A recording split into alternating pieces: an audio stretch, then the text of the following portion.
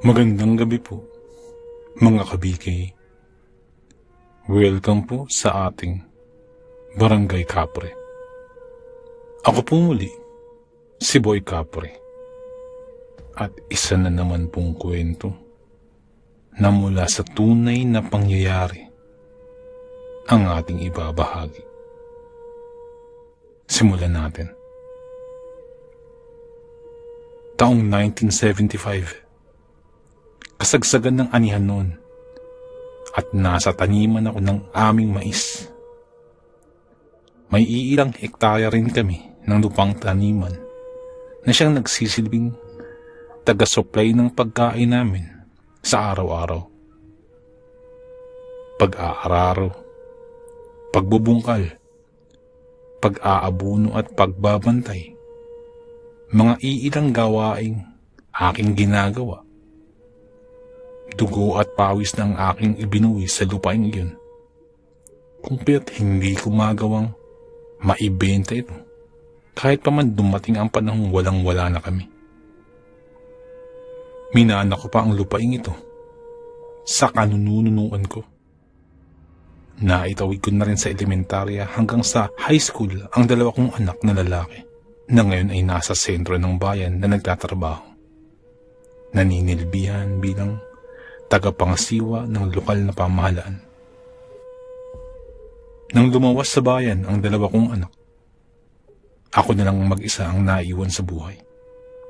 Maagang pumanaw ang pinakamamahal kong asawa na si Leolinda. Mula sa isang malubhang sakit. Masakit isipin na habang lumilipas ang panahon, wala nang natira pa sa akin. Hindi magtatagal. Mag-aasawa na ang mga anak ko. At tuluyan na nga akong magiging mag-isa. Ganun pa man, kinakailangan ko pa rin lumaban para sa aking sarili. Dapit hapon na nang matapos ako sa pag-aalis ng mga nagtataasang damong ligaw sa maisan. Buhat na rin sa medyo may edad na. Medyo paika-ika na akong maglakad at kumilos. Mabilis pa naman. Ngunit nakakaramdam na rin ako ng mga sakit sa aking kasukasuan. Hindi na rin kaagad makatayo dahil sa pananakit ng likuran.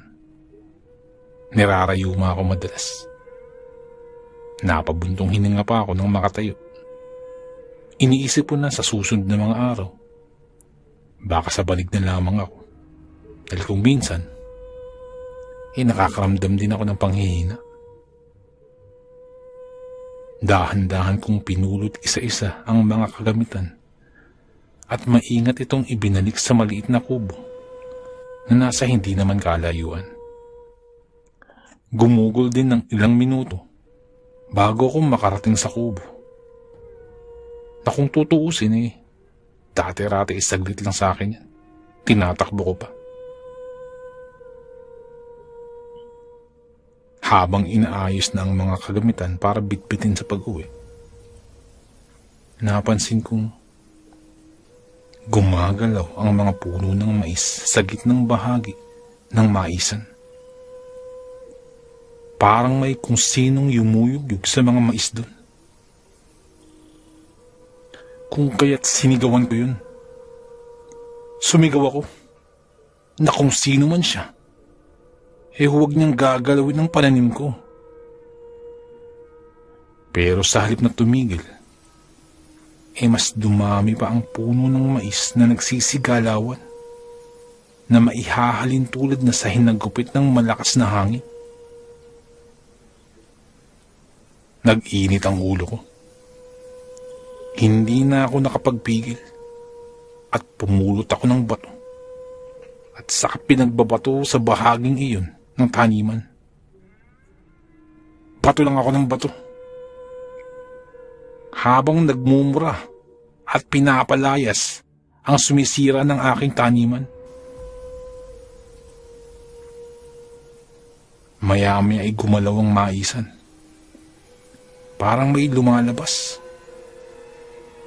At di nagtagal, lumabas ang isang napakalaking aso na tila ba isang lobo. Napaatras ako dahil sa tinagal-tagal kong nagtatanim dito. Ngayon lang ako nakakita ng ganyang kalaking aso. Hindi pang karaniwan ang hayop na to rito. Bukod dun, nagpapakita ito ng pagiging agresibo. Umaangil ito. Rinig na rinig ko ang galit nito. At bukod pa dun, nakikita ko ang tumutulong laway nito na parang nauulol. Hindi nagtagal ay umalulong din to. Nakakapangilabot ang ginawa. Kakaibang kilabot ang naging dulot nito sa akin. Dahilan upang pagsitindigan ang aking mga balahibo. Sa pagkaramdam ng takot, dinampot ko ang daladala kong bayon at mabilisang humakbo. Sinikap kong makalayo sa kadahilanang sa akin lamang nakatuon ang atensyon ng malaking aso na yun. At sinisigurado ko, hahabulin ako ng nilalang na yun. Wala nang ibang tao pa sa maisan, maliban lang sa akin. Dahil nauna na kasing magsiuwi ang sina Doming, Dante, Lando at Macario. Nakapa ko mga magsasaka. Sa pagmamadali ko, ilang beses na rin akong nadapa. Ngunit kaagad-agad akong tumatayo. Kahit pa nanginginig na ang mga tuhod ko, sinisikap ko pa rin makabangon at makalayo. Nang pakiramdam ko ay nakalayo na ako, ay medyo nagpalingalinga ako. Tumingin ako sa aking likuran ng mabilisan. At nang mapansin wala na, ay saka nagdahan-dahan muli ako sa paglakad. Nang bigla na lamang lumitaw sa aking harapan ang napakalaking asong yun. Napasigaw ako ng malakas sa gulat at kakaibang takot. At naihagis ko pa ang payong at nagkalat sa lupa ang mga kagamitan, katulad ng itak at iba pang matutulis na bagay na gamit sa pagtatanim.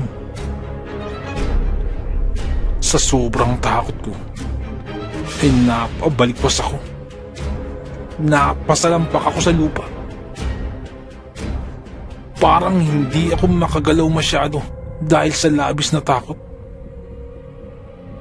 Kung kaya't wala na akong magawa, kung hindi ang gumapang na lamang. Napagapang ako sa lupa.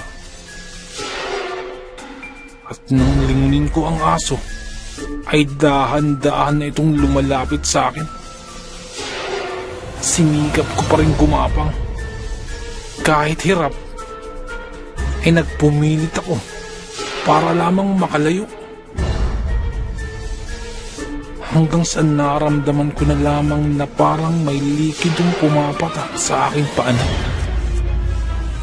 Nang muli kong paglingon, ay nasa paanan ko na ang malaking aso at tumutulo ang naglalagkitang laway niya sa aking paanan.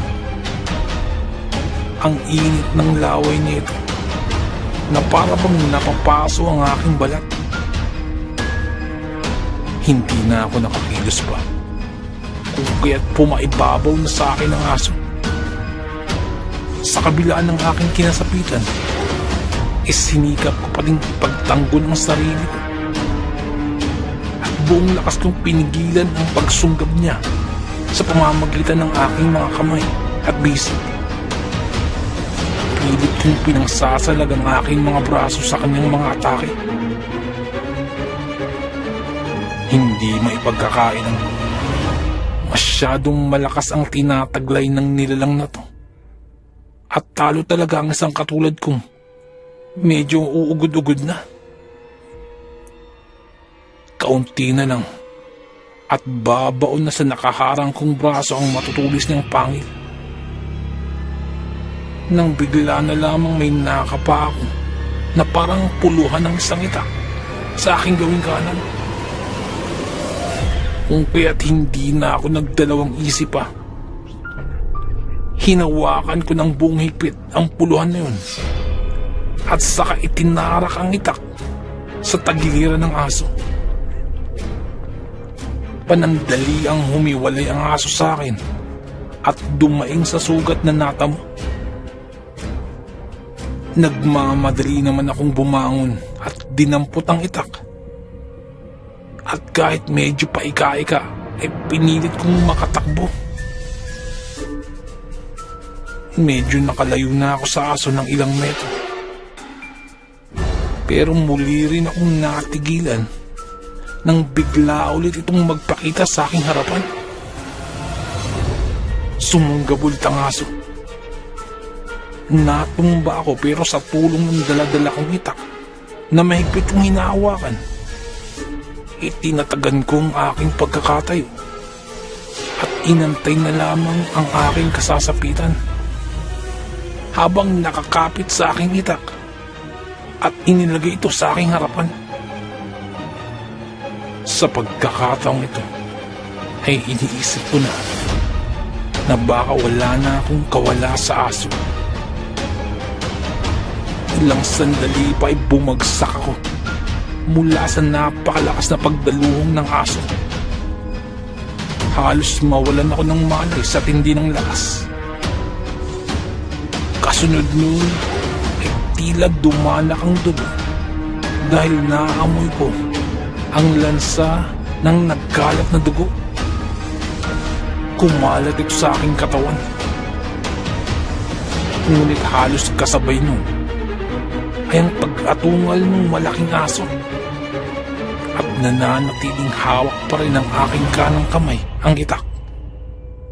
Nang tagpong yun, may mga dugo pang umaagos na parang bumubula-bula pa.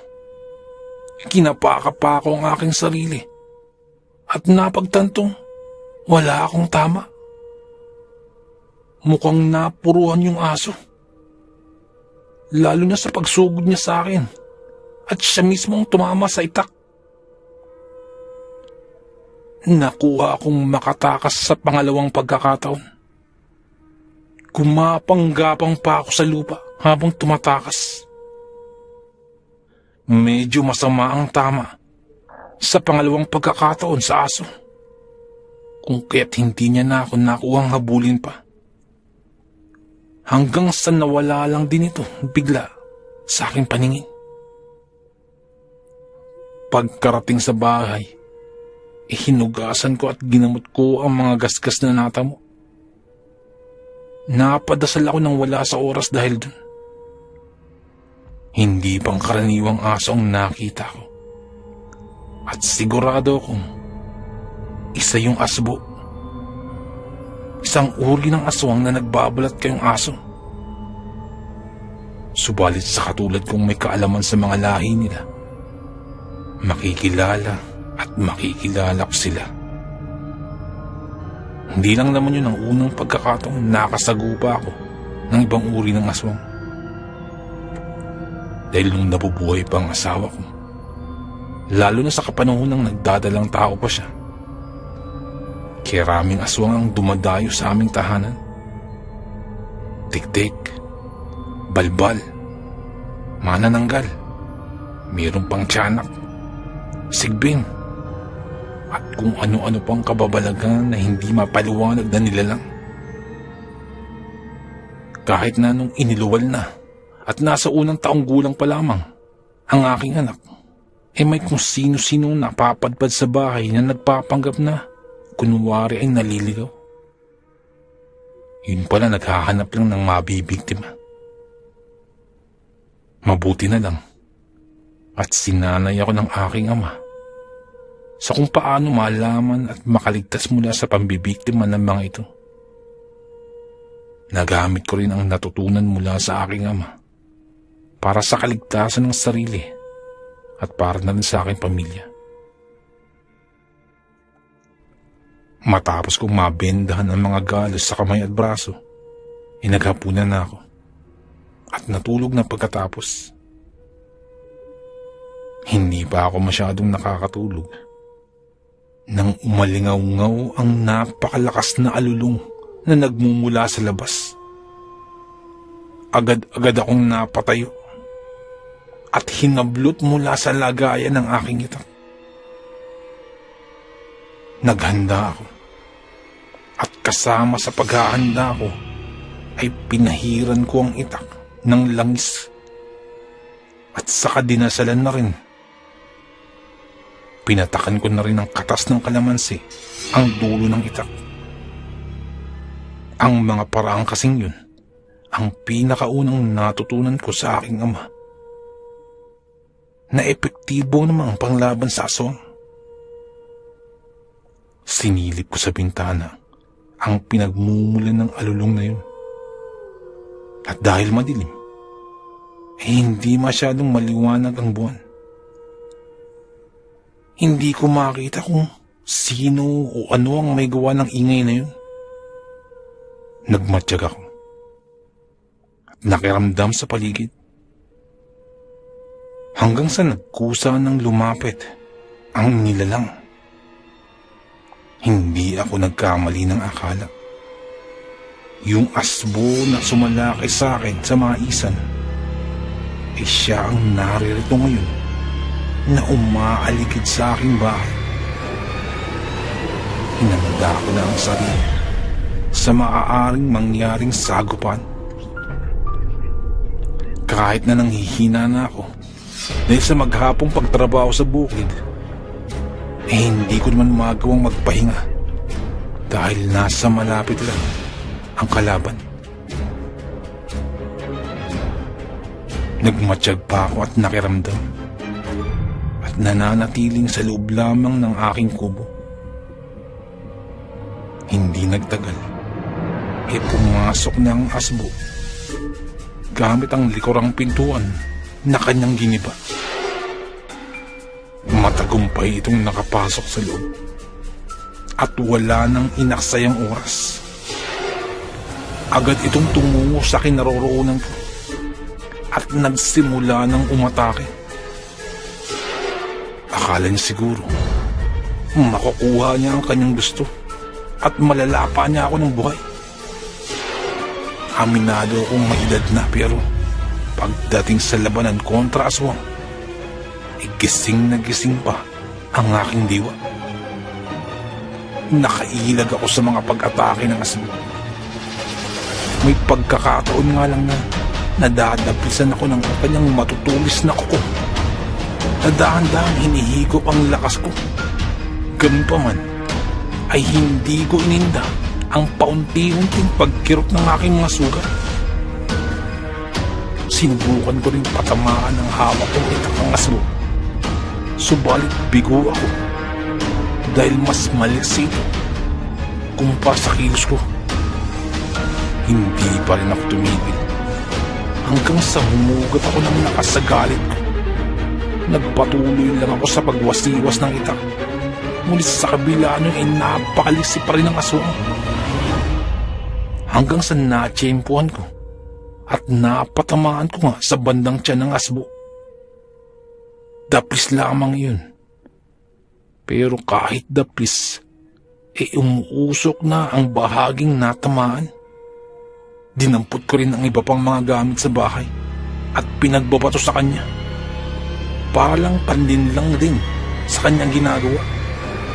Nang magulo ang atensyon ng asbo, doon ko na itinulo ang pagpatama ng itak sa kanyang katawan.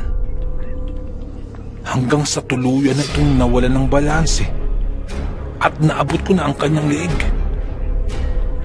Isinaksak ko ng paulit-ulit ang itak at kalaunan ay ibinaon sa kanyang dibdib kung saan naroroon ang kanyang maitim na puso. Ilang sandali pa nag-anyong tao ito, pero wala ng buhay. Hindi ko kilala kung sino siya, pero alam kong nagawa kong talunin ang isang aswang Dahil dun ay lihim na lamang akong napangiti. Nagpahinga pa ako saglit hanggang sa mabawi ko ang lakas. At nang makabawi na, ibinalot ko sa tela ang bangkay at dinala sa malawak na kapatagan sa hindi kalayuan. Binuhusan ko ito ng gas at saka sinunog. Ngunit napakabaho ng amoy na umalingasaw mula dito. Sobra pa sa nabubulok na patay. Nang masunog na ang bangkay ng asbo, bumalik na ako sa bahay at ang sarili ko naman ang aking ginamot. Lumipas ang gabing yun na hindi ako makatulog. At nang sumikat ng araw, nagtungo na lamang ako sa taniman ng mais. At laking gulat ko nang nakatumba ang lahat ng itinanim kong mais. Para itong hinagupit ng bagyong may dalang napakalakas na hangin sumalanta sa aking pananim. Pero iisa lang ang nasa isipan ko. Inunang patay ng asbo ang mga pananim ko bago ako sinalakay. Hindi bali na. Nakaligtas naman ako. At yun ang pinaka-importante.